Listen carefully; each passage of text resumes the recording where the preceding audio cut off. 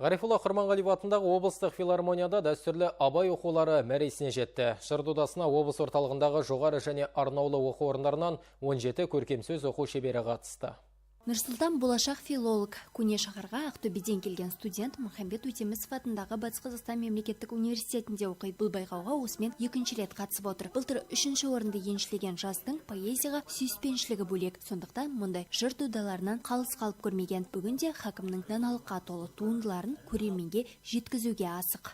Рухани жаңғыру жылында, жастар жылында жастарға осындай ұйымдастырылып жатқан шара өте қажет деп ойлаймын. Өйткені бұл шараның берері мол.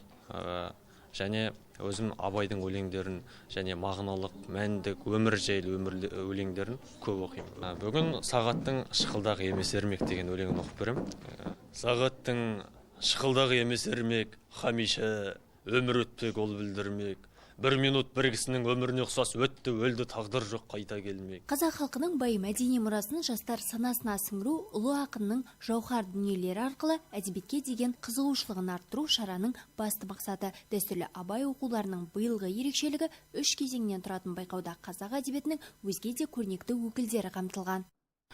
Атаулы даталарға байланысты көркемсөз оқу шеберлерін сол тұлғалардың да шығармашылығын қамтуды мақсат етеді. Шара 3 кезеңнен тұрады.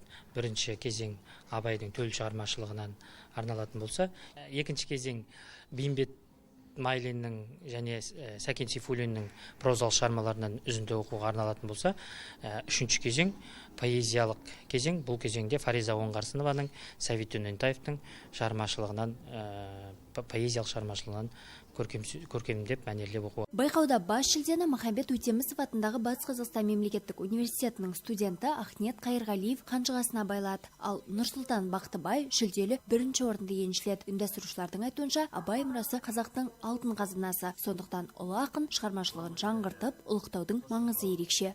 Гүлден Аюпова, Рүстем Ишанов, Нұртай Бадырғали, Ақжайық арнасы.